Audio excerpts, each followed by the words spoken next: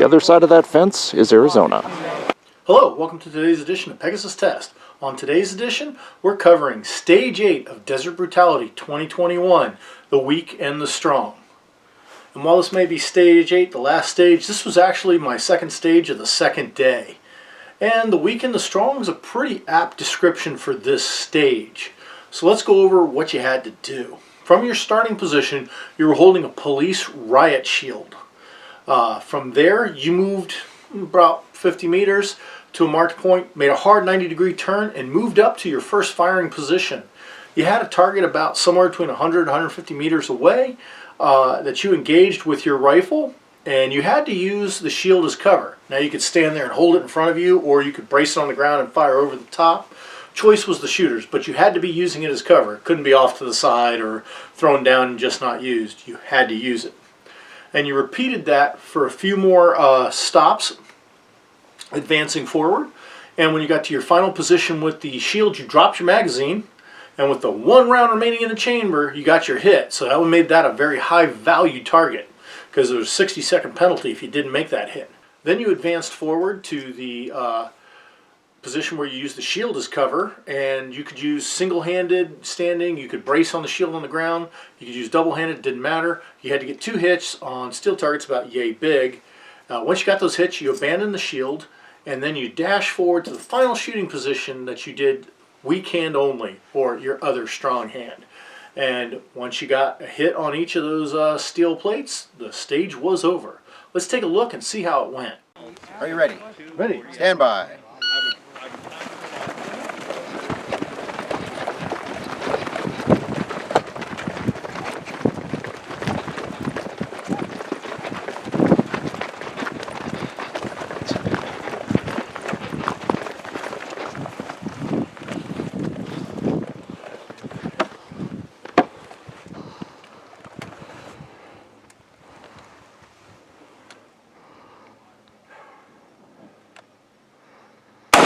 Hit!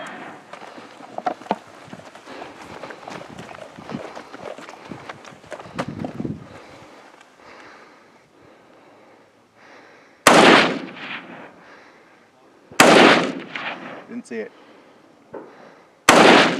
Just right. Hit!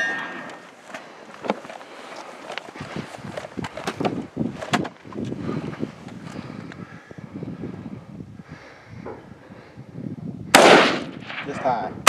Hit! Shot mag.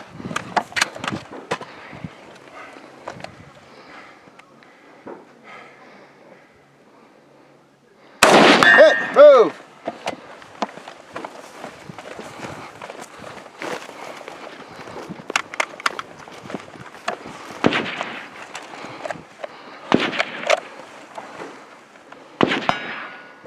Hit! Hit!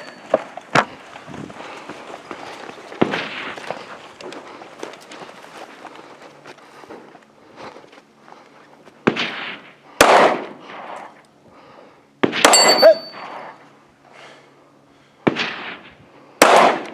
Just high. Just high.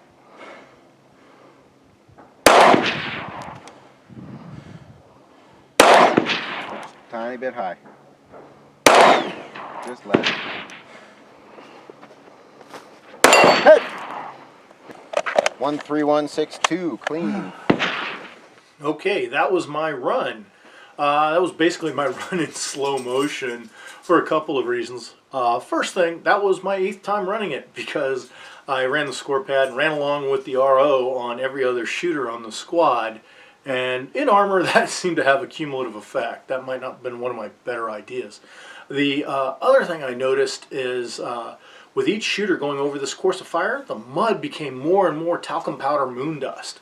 When I helped set this stage up on Friday and we did the first test run-throughs, it wasn't that bad. You know, the ground had some firmness to it and everything, but the more shooters ran over it, the firmness broke up and it just became a soft talcum powder and almost felt like running on a beach almost, like every step you were sinking and everything. So it was really hard to build up some speed, something you just don't take into account.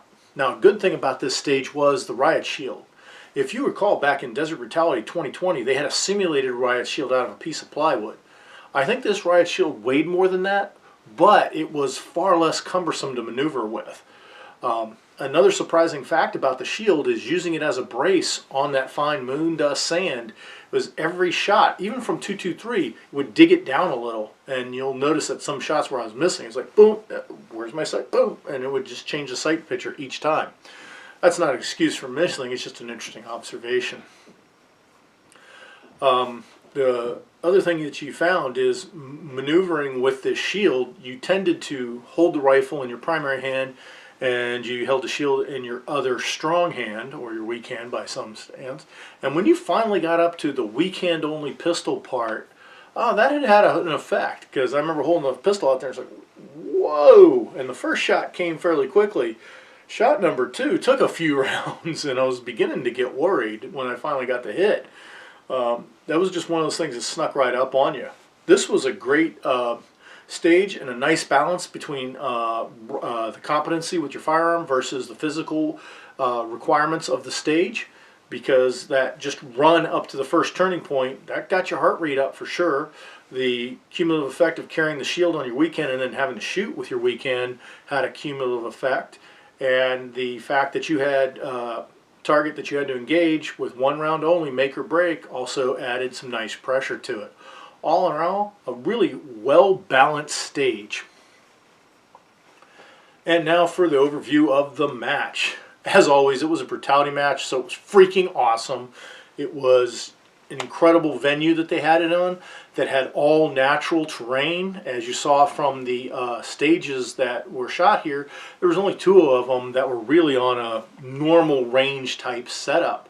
All the others were out there in natural terrain, which was super nice, made for challenging targets, and the fact that just the targets in the shadows not being painted mixed in with the scrub brush out there, just really hard to find. You got to engage targets at long distance over natural terrain. You had to maneuver through natural terrain.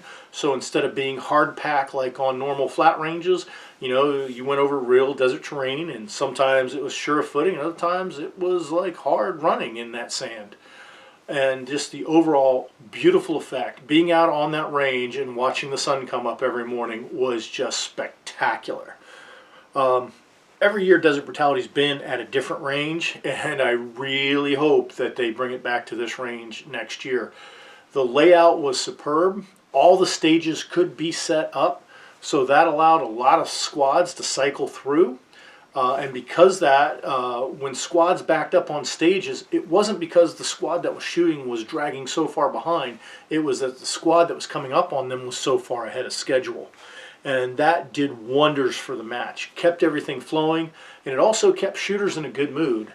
It's one thing to be a shooter, show up to your stage on time, and find out there's a whole frickin' squad in front of you because it's so backed up and nobody's shot. And that kind of hits you in the morale.